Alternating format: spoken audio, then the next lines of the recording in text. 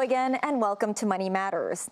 With the Mid-Autumn Festival upon us, people are scrambling to get mooncakes, whether for gifting, family, or for their own consumption.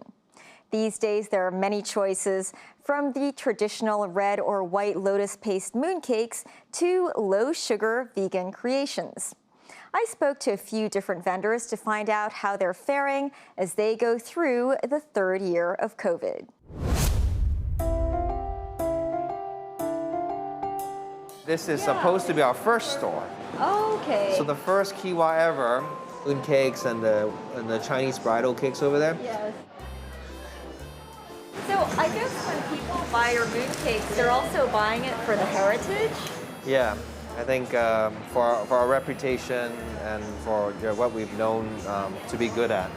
For example, we still try to preserve certain things like this is a 猪籠餅, we call it. It says piglet treat. It's used to be hung in the store, like all around. Okay. Yeah, and so During the Mid-Autumn Festival. during the Mid-Autumn Festival. Kiwa Bakery has been making mooncakes since the 1940s, shortly after World War II, and it's a specialty they're known for. What started out as a small grocery has now expanded to 65 stores. Mooncakes account for 30% of the entire business. Having our own factory, manufacturing our products, and distributing to our sales channels and our bakeries, that has really helped us grow in terms of scale and really boost our quantity and output. Tens of millions is what we make around each year. Carlson Wong, executive director and part of the Kiwa family, says that the business has seen steady growth right through 2019. But after COVID hit, sales dropped. I'd say like mooncake sales-wise probably dropped 20% just in that year.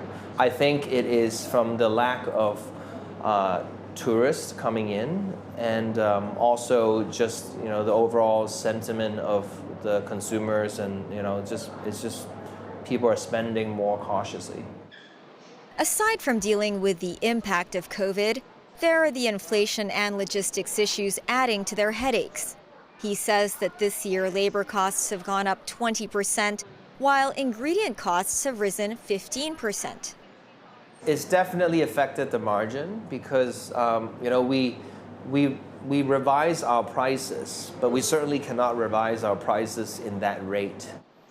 Carlson says about 30% of their business is B2B, whether it's bulk orders from corporates or OEMs.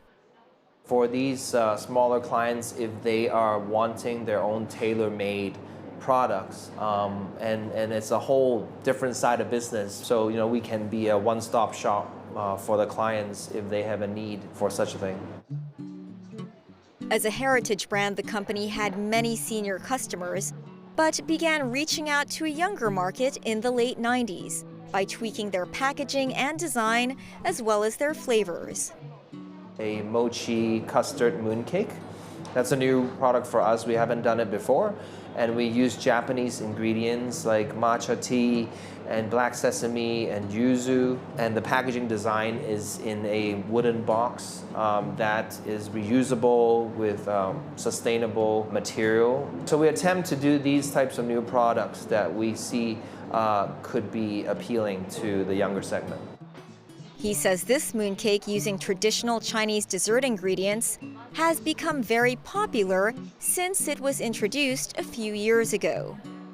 I think you gotta try this one. It's our 15-year mandarin peel red bean mooncake. Well, it's very pretty.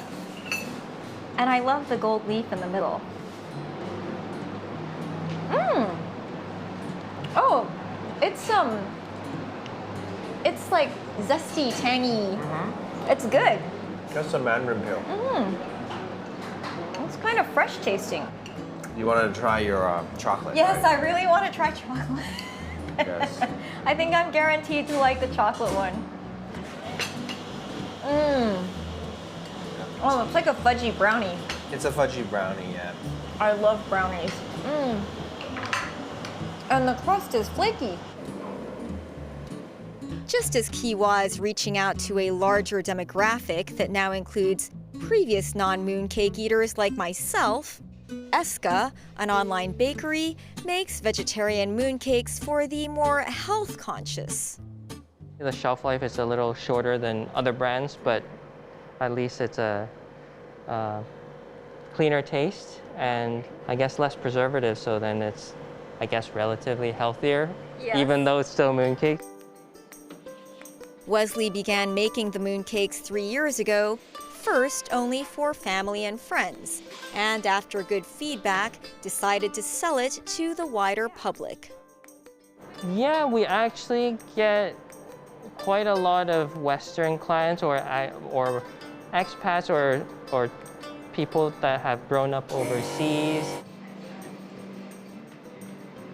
How long does it take to make a batch of mooncakes? It ranges from 200 to maybe 500 mooncakes a day. Since they're vegetarian, butter, eggs, cheese, and other ingredients can still be used. This, it smells so good. Oh, the crust smells so good. So the crust is actually a little different than other places because we use more of the French short crust pastry. Yes, it does smell buttery. Yeah.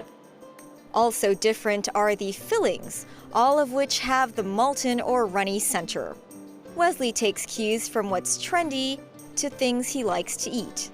This includes the cha-chan-teng-inspired yin yung, which is a milk tea and milk coffee mooncake with a unique design. They don't have a mold like this in the market, so we kind of wanted, because it's like a yin-yang, we kind of want to play with that symbol.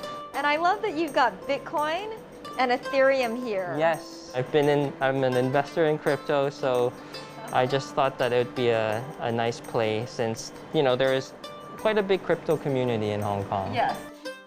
He's also mindful about sustainability, using no plastic and minimalistic recyclable packaging. He says 70% of his sales are to return customers, and his market has expanded to an older crowd as well. So in the very beginning, it's more young professionals or just younger families. That was my target, but now it's actually a lot more broad because some customers say their grandparents actually really love it. Partnering with other companies has also allowed him to widen his customer base. Matcha Lee, they have definitely helped just because their reach to new customers, potential customers for us is very, very helpful. So there were a lot of customers that have bought through them. They would come back to us and try our other flavors. So this is our bestseller, the salted egg and parmesan. Okay. Would you like to try it? Well, I came prepared with my fork, so obviously I would.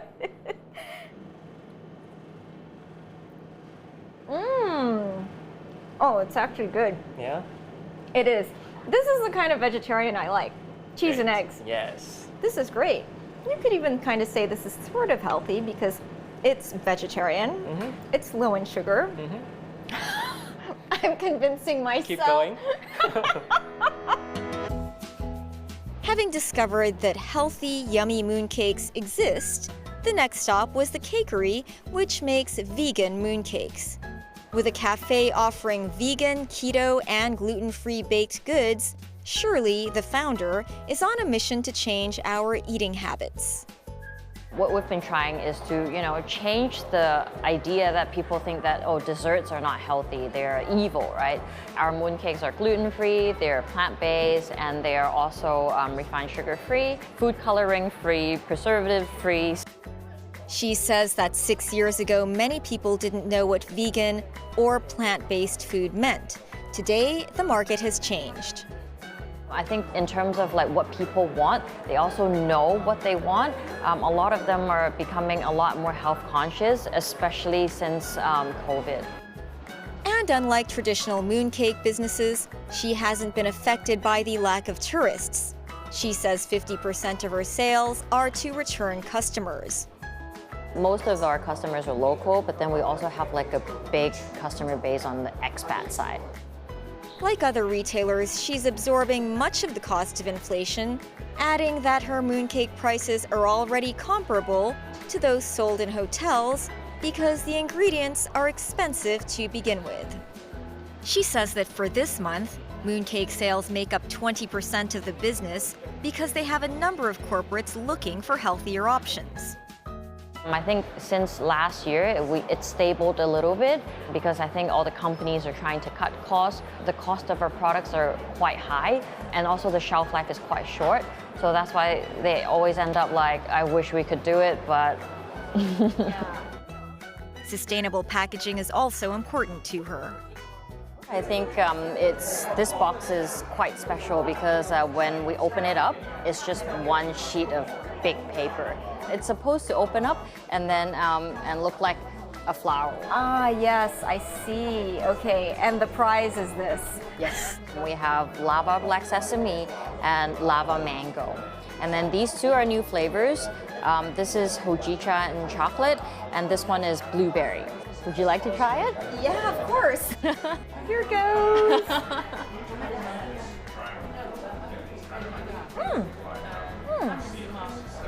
It's quite good. Very different, right? Yeah, it is very different. It's not what I expected, and I like mango. A little mooncake madness for the Mid-Autumn Festival with something for every palate, it seems, as retailers are trying to reach out to a wider market and cater to our sometimes picky tastes. When Money Matters returns, how Hong Kong's luxury homeowners handle dropping property prices. Stay with us.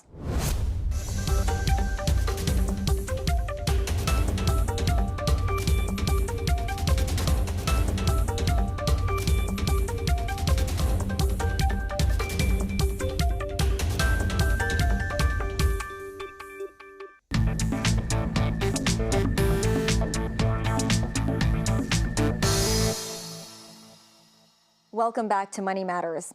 Hong Kong's property price index is falling as interest rates rise, but the luxury sector has fared slightly better than the mass market. Homeowners who still want to sell are asking high prices, believing luxury flats hold their value. Alice Khan checked out one such apartment on Kennedy Road to see what sort of value it offers potential buyers. Property prices for larger luxury units have fallen 6.5% since October last year due to weak economic sentiment and the ongoing pandemic. This week we ventured into mid-levels to Kennedy Road, a traditional luxury area. The road is named after Arthur Kennedy, the 7th governor of Hong Kong. At the time of the road's construction in 1876, it was only the second major east-west route on Hong Kong Island. There are some historic buildings along the road, such as the Hong Kong Visual Arts Centre. That was once an extension of the British Army's Victoria Barracks. It provided married quarters for police officers. Hong Kong Park is nearby. The residential buildings here range from 30 years to 70 years old. Flats are usually large and popular with expats. Prices in this area range from $20,000 to $30,000 per square foot, depending on a building's age. This week we explored a 61-year-old colonial building tucked away from major traffic. The 12-story building provides a total of 36 apartments. The units are all a little larger than 1,400 square feet. The residents are mostly expatriates. The unit we visited is on the 7th floor and comes with a car park.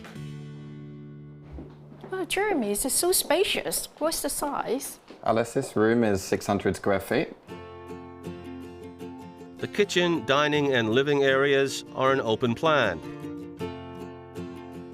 So Alice, let me show you the living area over here. So this is about 160 square feet. And there's a very large sofa over here which can fit about 5 or 6 people. Can we put more furniture here? Yeah, you can. So where this armchair is, you could put another sofa down the sides here. Is there any other way to lay out the furniture like the sofa? Yeah, well actually the designer of this apartment actually intended the sofa to be on this wall because there's a very unique feature. So if you look up here, there's a projector. And there's a screen which comes down over here, so you can enjoy home cinema. That's fantastic. It is. It's lovely. The dining area also has ample room. Then Jeremy, I think the designer have made lots of changes in the layout. What did he do? Yeah, let's say he has. So the designer removed the wall, which was originally a third bedroom here. So this one has been removed and the wall on this side. Why did the designer make these changes? So the designer made this change to convert the bedroom into a dining room. So the features of the dining room is that you have more light coming through because you have a big window here with views over Hong Kong Park, and it also integrates into the kitchen and the living room behind me. The dining area can fit 6 to 8 people, and there is a display shelf for collectibles. Then where is the original dining area? So Alice, the original dining area is over here in the corner. So the designer switched the dining from here to where the third bedroom is because this area right now is reduced from the large kitchen, and having dining over there incorporates a more open plan and airy feel. The original kitchen was 50 square feet. Now, with the open plan, it is 110 square feet. There's an island. There's a very special features in flats in Hong Kong, is that correct? It is, it's very unique. So islands are great for entertaining and for families. So it actually expands your workbench space for when you're cooking and for socializing with friends and with family. So right now there's 2 benches over here, but you can accommodate 4. Okay, there's benches here. Yeah, correct. And also underneath, it doubles up as extra storage. So we have shelves on this side, and then on the left, there's drawers here where you can put cutlery and plates in here. Over here, there's actually an integrated power socket. So you can plug in your laptop, you can work from the bench. The kitchen is equipped with an industrial-style range oven and 6 rings on top. Is this kitchen's original location? No, it's not. So originally this used to be the helper's room here, and the kitchen was at the back. It's actually quite an inconvenient design because you had to walk through the original door, which went through the helper's room, followed through into the kitchen. Now, the helper's room is at the back. With the changes in the layout, the usable area expanded dramatically. The total area of the kitchen, living and dining area has nearly doubled in size to about 600 square feet. Then we checked out the rest of the unit. Jeremy, how many bedrooms in this unit? Alice, there's 2 ensuite bedrooms in this unit. The new owner will be able to lay out furniture easily in the 150 square foot master bedroom. This is a king-size bed, which is about 1.8 meters wide. There's lots of space, so you can easily walk around the bed, and there's space to put a side table. Can we put more furniture in this bedroom? You could, so you could actually do full height shelving, or you could replace that with a desk if you would like a home office. The designer enlarged the ensuite bathroom and built a walk-in closet. There's a glass panel. This is a new design. Correct. So the designer knocked down the original wall and installed the glass panel. This is because it can let more light through into the wardrobe and into the bedroom. Bathtub and showers used to be part of the second bedroom. The designer incorporated a dual door system so the second bedroom can be closed off as an ensuite.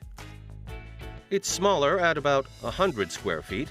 At the moment it fits a crib and a small sofa. Jeremy says it is able to fit a larger bed. Then how do you lay out the king size or queen size bed then? Well, you could either put the headboard below the windows, and then you would have a direct access to the wardrobes, or you could put the headboard against this wall and you can enjoy the green tree view out the windows. At last, there is a very large balcony of 57 square feet. Compared to the new buildings, this is probably at least double the size, or if not 3 times the size of the new balconies. The current occupant is using this for some gardening and some herb growing. You could also fit a small barbecue and maybe 2 chairs and a small round table. View-wise, there's a building in front of the flat, but it also overlooks Hong Kong Park and Central. Jeremy, and now the owner is asking 37 million, which is quite expensive. Is it right? Is it higher than the average price? The price is slightly higher than average in the building, but this is due to being on a higher floor and the uniqueness of this renovation compared to the original designs in the building. What type of buyer do you think this apartment will appeal to?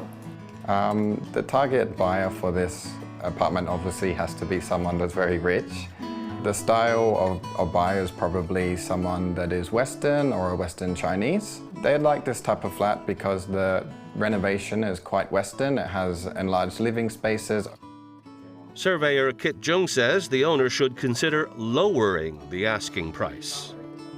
The building age, which is already up to 61 years. So it is quite hard for the potential buyer to arrange the mortgage because the mortgage years can be just up to 14 years to 15 years.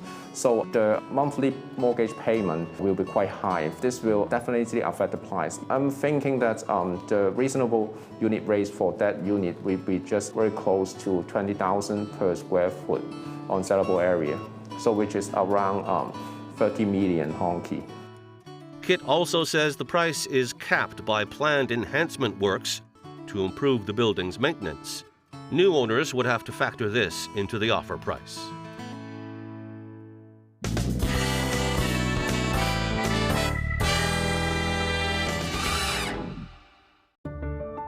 From cannabis-infused dessert, bubble tea, to even toothpaste, businesses in Thailand are cashing in on a consumer frenzy for all things cannabis, following a recent easing of the law. Last year, it allowed cannabis extracts and leaves to be used in cosmetics, food, and beverages, triggering a whirlwind of new consumer product launches. This shop sells cannabis-laced toothpaste, which is said to reduce inflammation of the gums. In June, Bangkok legalized the growing and private consumption of the entire plant, the first Asian country to do so. Thailand's health minister is the main driver behind the policy. He says he'd like to see many entrepreneurs get rich from this new market, forecast to be worth over $3 billion within the next 5 years. The goal of the decriminalization was to focus on its medical uses, healthcare, and wellness. This businesswoman hopes people will try her marijuana soap. Sales climbed 30% after the new laws were passed. A bubble tea chain store in eastern Thailand has also joined the cannabis fever. The owner has created a special menu of cannabis-infused drinks, since the law allowed the leaves to be used in food and drinks. The owner says the popularity of weed has reached frenzy levels, but assures customers of the benefits of his teas, which he says simply help people relax, and even to fall asleep. That's all for this week. Next time on Money Matters, how the war in Ukraine has hit local tech and toy companies. See you then. Good night.